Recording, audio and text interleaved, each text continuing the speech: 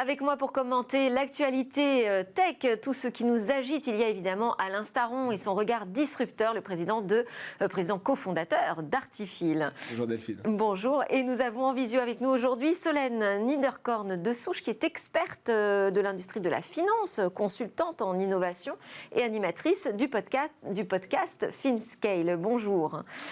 Alors, on va commencer avec l'annonce, la bonne nouvelle, on va dire. Enfin, vous me direz d'ailleurs si c'est une bonne nouvelle, mais a priori, Intel qui annonce un investissement qui pourrait aller jusqu'à 80 milliards d'euros sur 10 ans pour produire des puces électroniques en Europe, sur notre sol. On a eu les détails qui ont été révélés, précisés par le patron d'Intel, Pat Gelsinger. Bonne nouvelle ou mauvaise nouvelle ? Bonne nouvelle. Très bonne nouvelle. Très bonne nouvelle. Quand on voit l'Ukraine, on ne peut pas s'empêcher de penser à Taïwan. Et aujourd'hui, les semi-conducteurs sont tous faits à Taïwan. Donc, il faut imaginer ce qui se passerait si tout était bloqué, c'est le Covid fois 10 ou 100.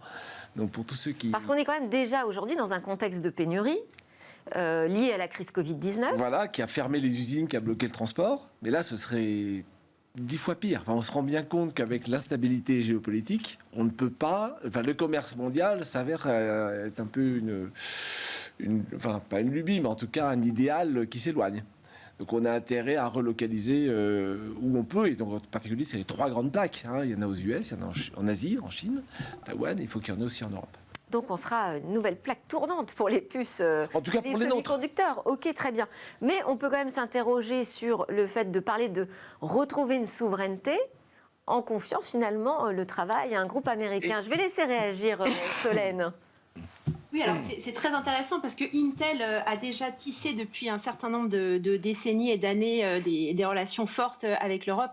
Il faut savoir que sur les 120 000 salariés de cette grosse multinationale américaine, il y a quand même une dizaine de milliers qui sont basés en Europe. Donc ça a du sens et ça répond vraiment à l'initiative qu'a lancée l'Union européenne avec le CHIPS Act au mois de janvier dernier. Et c'est vrai que c'est une réponse très très forte à cette pénurie qu'on a connue en 2021 et qui se poursuit en 2022. L'intérêt pour Intel, c'est vraiment que nous avons un fabricant qui conçoit et qui fabrique ces puces, ce qui n'est pas le cas de nombreux concepteurs de semi-conducteurs qui délèguent et qui sous-traitent une partie de la production justement en Asie, particulièrement à Taïwan et en Corée. Alors on peut se féliciter aussi de l'attractivité de l'Europe, mais enfin il faut savoir que c'est pas pour rien que Intel s'installe non plus, puisqu'il y a des enveloppes au niveau de la Commission européenne qui sont autorisées, et donc Intel est fortement intéressé par ce soutien de la Commission, des États membres. Ce qui est très vrai, c'est que la valeur remonte sur une boîte américaine. Tout le business qui va être fait, la marge, le profit, se remonteront à une boîte américaine, avec des impôts payés en Europe. Mais enfin, à la fin la stratégie, elle est faite par un Américain. C'est pour ça que quand on dit on va accroître notre souveraineté... je suis d'accord. Je suis entièrement d'accord. Après, Thierry Breton se pose la question de est-ce qu'il faut recréer une filière à partir de zéro, ou à partir de peu de choses, ou accueillir un grand. Honnêtement, vu les cycles, et vu les investissements nécessaires pour faire des usines de semi-conducteurs, c'est une bonne idée de prendre des gens qui savent déjà bien faire plutôt. On a vu ce qui s'est passé dans le cloud. Donc voilà, essayons de ne pas réinventer la roue à chaque fois. Après, ce qui est intéressant, c'est... Donc du pragmatisme. Pragmatique. Après, il faut regarder où va être la valeur d'après. C'est-à-dire que Intel, ils évoluent là maintenant. Ils se disent... comme vous disiez, on intègre, on fait, on conçoit et on fabrique. Et là, ils vont fabriquer pour le compte de tiers. Nvidia dit, ce qui est très surprenant, Nvidia est d'accord pour qu'Intel fasse leur puce. Après, je ne sais pas comment se passent les protections intellectuelles, mais bon. Donc ça veut dire qu'on risque d'avoir, l'objectif est quand même d'avoir en Europe, on sera plutôt en Allemagne, mais peu importe, une usine qui va produire du chip pour tous ceux qui arriveront avec des designs de chips. Alors effectivement, il y aura 2 usines en Allemagne qui gagnaient ces budgets, mais enfin il y aura quand même un centre de recherche et développement en France. Voilà. Et quelques autres activités par-delà l'Europe, histoire de créer un écosystème autour des semi-conducteurs en Europe. Tout à fait. On va laisser aussi réagir Solène. Oui, c'était la nuance que je voulais apporter, c'est-à-dire qu'en effet, on a un acteur extrêmement solide sur lequel on peut se reposer, dans lequel on peut avoir confiance, mais qu'en effet, tout le volet R&D qui est rajouté et qui quelque part est une continuité de ce qui s'est fait ces dernières décennies, je pense que c'est important à noter et je pense que c'est sur ça aussi qu'il faut capitaliser et également, comme vous le disiez Alain, la construction de cet écosystème. Ça n'est pas que Intel, mais c'est aussi un certain nombre de fournisseurs et de prestataires un peu partout en Europe qui vont pouvoir émerger grâce à l'arrivée d'Intel. Avec 3000 emplois permanents de haute technologie qui sont prévus chez Intel. Bon, ça repose aussi cette question des talents européens qui vont travailler encore aussi là pour l'entreprise américaine. Donc, il faut espérer que l'écosystème joue pleinement son rôle. C'est-à-dire, quand on va parler HPC, quand on va parler IA, et là je parle des architectures hardware pour l'IA, on ne parle pas de l'IA logicielle, c'est le programme d'Intel. Donc ils vont se lancer là-dedans, ils vont recruter des équipes plutôt en France là-dessus. Mais à côté de ça, il y a des gens qui font ça déjà. Enfin, Atos est sur le sujet, y compris du quantum computing. Le CEA fait des choses. Enfin, il y a un certain nombre d'entreprises qui se bougent sur le même sujet. Il ne faudrait pas qu'elles se fondent dans Intel sans mauvais jeu de mots. Sans mauvais jeu de mots, j'allais le dire. Solène, simplement sur l'attractivité de l'Europe, est-ce que on a eu aussi la Gigafactory de Tesla qui a été annoncée également en Allemagne. Maintenant, on a donc ces 2 usines gigantesques aussi chez Intel. Est-ce que ça fait monter l'attractivité de l'Europe d'un point de vue des marchés financiers que vous suivez ? Tout à fait, mais on y reviendra tout à l'heure parce que je vois qu'on va parler également de métavers. Je pense qu'il y a vraiment un point absolument critique en ce moment qui est en train de se passer et on le voit justement avec l'influx massif de capitaux, notamment dans le capital risque, le développement de pas mal de fonds en seed et en growth en France, mais également dans d'autres pays européens. Donc je pense qu'en effet, c'est un signal assez fort qui vient renforcer cette crédibilité de l'Europe sur ces sujets d'innovation.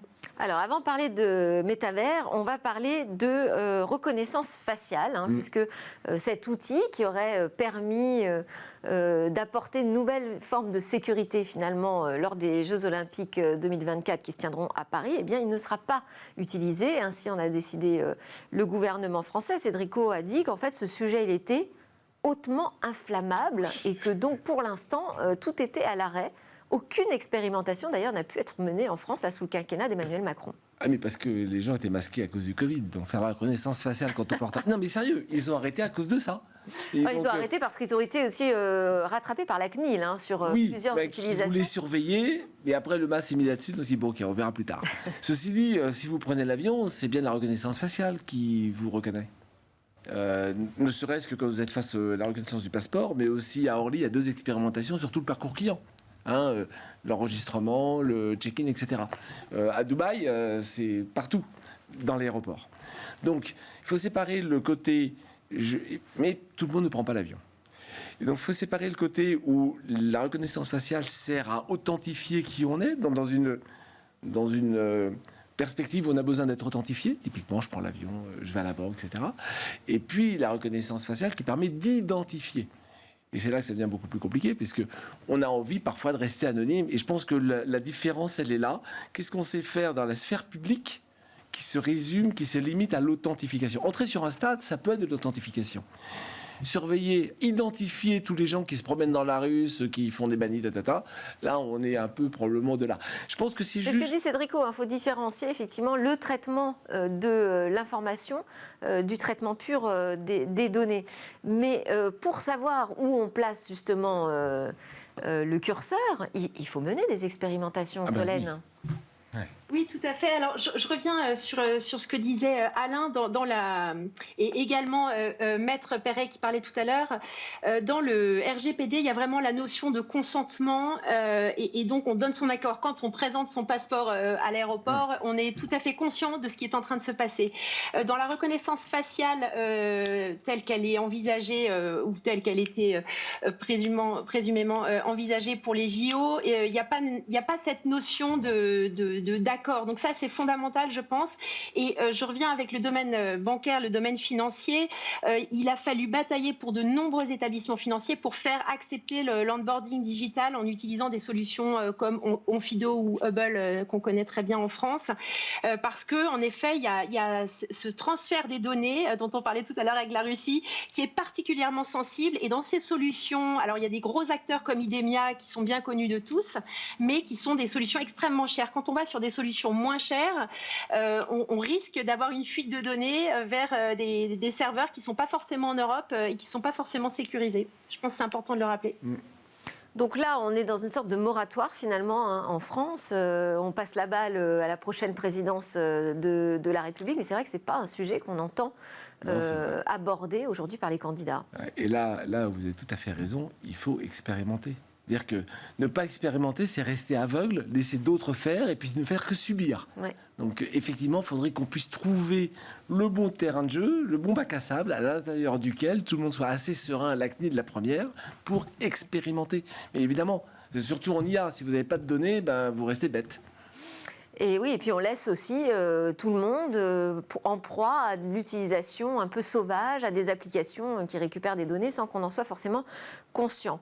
On continue à parler de la tech. Là, c'est au niveau de l'Europe encore que ça se passe avec le DSA, le Digital Service Act, qui est encore en discussion, en trilogue, en discussion au niveau européen. Et une idée a émergé de faire payer les GAFA pour être supervisés par la Commission européenne. Ils vont payer pour leur propre supervision. En tout cas, c'est ce que propose Margrethe Vestager, qui est la vice-présidente exécutive de la Commission européenne, qui est en charge de la concurrence et du numérique. Quel est votre avis sur cette question ? Est-ce pertinent cette idée de dire on instaure une redevance auprès des GAFAM pour financer leur supervision ? Mais c'est juste normal.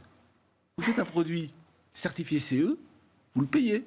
La certification. Enfin, c'est pas nos impôts à nous tous qui doivent financer le fait que certains industriels aient besoin de faire certifier des produits. Donc, non, jusque-là, tout est normal. Une évidence presque, je dirais. Et pourtant, jusqu'ici, l'idée a à chaque fois été retoquée. Mais parce que c'est présenté sous on va les faire payer pour les surveiller. Enfin, il ne faut pas présenter les choses comme ça. On est dans une discipline économique qui a des contraintes et la règle fait que il faut respecter toutes les contraintes et les gens qui sont à l'origine du besoin de la contrainte doivent financer le fait que la contrainte soit respectée. Enfin, pour moi, il n'y a pas de débat. Enfin, je sais pas. Alors Solène, on a cette redevance qui s'inspire de ce qui existe déjà justement dans le système bancaire, puisque la BCE a instauré une redevance à toutes les banques pour assurer leur supervision. Donc c'est un modèle qui fonctionne finalement.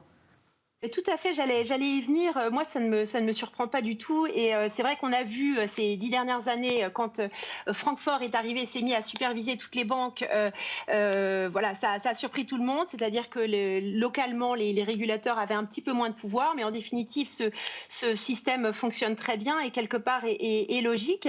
Ce que j'aimerais juste peut-être repréciser, c'est un chiffre que j'avais lu dans un rapport. Il y a quand même 1452 lobbyistes qui déboursent 97 millions d'euros par an tous les ans pour influer les décideurs à Bruxelles au profit de ces grands groupes technologiques. Donc c'est peut-être pour ça que c'est un petit peu du mal à accoucher, que la décision est longue à prendre parce que les lobbies sont extrêmement efficaces à Bruxelles. Ouais, enfin, les lobbies bancaires, je pense, sont pas moins efficaces. Voilà, ça prend du temps, on va dire. Ça va se faire, mais ça prend un petit peu de temps. Et puis, il n'y a pas eu de crise. La crise bancaire, les différentes crises qu'on a connues au début des années 2000 ont quand même, je pense, favorisé la mise en place de ce type de mécanisme. Alors, s'il faut attendre une crise, on y est presque, parce que quand on voit les révélations de Frances Haugen au grand jour, qui a mis au grand jour quand même les pratiques de Facebook, on peut dire qu'on est aujourd'hui dans cette crise. Clairement. On termine ensemble avec ce métavers européen que Emmanuel Macron souhaiterait lutter pour bâtir un métavers européen. Qu'est-ce que ça veut dire déjà ? C'était un peu flou dans son explication. Mais c'est flou. Même pour Zuckerberg, c'est flou. Donc, le métavers, on ne va pas demander à Emmanuel Macron d'être plus précis que ça. Pourtant, on est conscient. On est d'accord pour dire qu'aujourd'hui, si on ne se bagarre pas sur ces technologies et cet écosystème, ces écosystèmes de demain, en Europe, on va être largué. Mais pour une fois, on prend le train à l'heure. On n'attend pas que ça existe, ce soit majeur ailleurs, pour se dire « Oh, ça serait bien si on pouvait faire la même chose ». Parce que là, c'est trop tard. Donc pour une fois, on se dit, et c'est associé à un certain risque, On imagine un futur et il faut qu'on y soit, sauf que le futur, comme toujours, il n'est pas sûr qu'il est d'arriver. Donc, mettre métavers au programme de R&D, de développement en Europe, c'est très bien, avec le risque inhérent qui est que ça se trouve, ça va faire un flop. Voilà. Donc, je trouve que c'est très bien de le positionner. Après, entre dire je veux un métavers européen et comment on fait, c'est pas le politique qui va faire un métavers. On est d'accord. Ce sont des entreprises. Comment fait-on pour faire émerger une entreprise qui soit leader des métavers? Comment fait-on? C'est ça la vraie question à poser. Ça, c'est une bonne question et que peut-être que là, on est juste dans de la communication, non, Solène? Alors moi je pense que je suis au bord d'un fonds qui investit dans le Web 3.0, donc je suis quotidiennement voilà, sur ces questions-là, et je pense qu'au-delà du métavers qui est un petit peu le buzz name, le buzzword du moment, ce qui est intéressant, c'est en fait ce sont toutes les technologies qui sous-tendent, puisque un métavers, ça va induire l'utilisation de monnaie virtuelle, et en fait si on regarde beaucoup plus en profondeur ce qui sous-tend le métavers, c'est finalement tout le business du Web3 qui transparaît, et je pense que c'est ça qu'il faut soutenir, et que d'ailleurs l'Europe commence à faire. On voit des superbes initiatives, je pense à NFT Factory qui a été également annoncé il y a quelques jours ou même hier en France, et donc il y a des initiatives comme celle-là qu'il faut absolument supporter, et également d'un point de vue réglementaire, mais c'est pas le sujet aujourd'hui, mais je pense que c'est important en effet d'accompagner d'un point de vue réglementaire de façon intelligente toutes ces initiatives. Alors effectivement, mais le ministre de la Transition numérique a voulu préciser un peu la pensée d'Emmanuel Macron sur ce métaverse européen, et il n'a pas évoqué du tout le Web 3. Lui, il a évoqué les industries graphiques, la création 3D. En fait, il en avale. Il dit, c'est sûr que quelle que soit l'origine de la plateforme métavers leader, et il n'y en aura probablement pas beaucoup, hein, on l'a vu, c'est winner takes all, ça reste comme ça. Le métavers, c'est très visuel, très graphique. Eh bien, l'industrie graphique, voire cinématographique, voire du jeu, va devoir s'y engouffrer et subir les règles. Finalement, c'est qu'une brique technologique, une brique où on pourrait dire finalement on sera peut-être des bons prestataires avec des bons moteurs graphiques 3D, mais voilà. C'est tout. On ne sera pas maître du métaverse avec ça. Absolument. Ou des bons créateurs, et on paiera une dîme à celui qui gérera le métavers. Donc dans les deux cas, c'est pas très bon. On peut aussi fournir des bons composants, mais c'est pas très bon. Non, la question, je pense, qu'il faudrait poser, c'est OK, on se dit que le métavers, on peut prendre métavers, NFT ou blockchain ou crypto, tout ça c'est à peu près, ou Web3, il faut arriver, et c'est pas le politique qui peut le faire, le politique doit arriver à mettre en place un moyen de faire émerger des initiatives abouties, pas sur des briques, mais sur ce que serait, appelons ça métavers pour l'instant. Comment faire? Il y a des programmes, regardez la DARPA. Il suffirait de faire pareil, c'est-à-dire passer des projets, des contrats avec des boîtes. Il faut avoir un bon chéquier. Il faut avoir un bon chéquier, mais oui, mais voilà, les budgets de l'armée augmentent. L'armée a toujours été un excellent pourvoyeur d'innovation. Il faut regarder les choses en face, pour autre chose que des armes. Solène, vous vouliez réagir? Oui, je voulais juste rajouter un point qui est intéressant, c'est si on regarde l'injection de fonds en capital risque dans ce type de technologie, les montants sont dérisoires par rapport à ce qui est fourni, enfin les fonds investis dans le VC en général, puisqu'on parle de 620 milliards de dollars au global pour 30 milliards dans tout ce qui concerne investissement crypto au sens large. Et je pense qu'en effet, tout ce qui est en train de se mettre en place en Europe, dans les fonds d'investissement qui permet maintenant à ces fonds-là d'investir en tokens, puisqu'on parle d'investissement dans des tokens, va également contribuer à faire grandir cet écosystème, comme je le disais tout à l'heure. Absolument. Mais alors, si on veut quelqu'un aussi une entreprise ou plusieurs entreprises qui soient capables de créer un nouvel écosystème qui serait autour du métaverse, il va nous falloir des géants du numérique. Non, il faut leur passer commande. Le géant, au début, c'est pas un géant.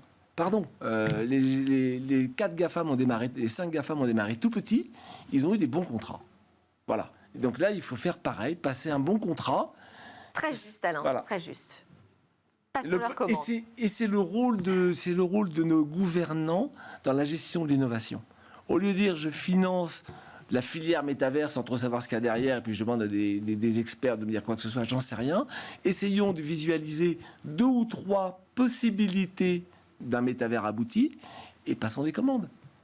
et connaissons un peu mieux notre écosystème. Eh bien, c'est ce qu'on va faire. Juste après le débrief de l'actu, il y aura une petite pause et ensuite on ira découvrir ce qui se passe dans l'écosystème du monde du libre, du logiciel libre.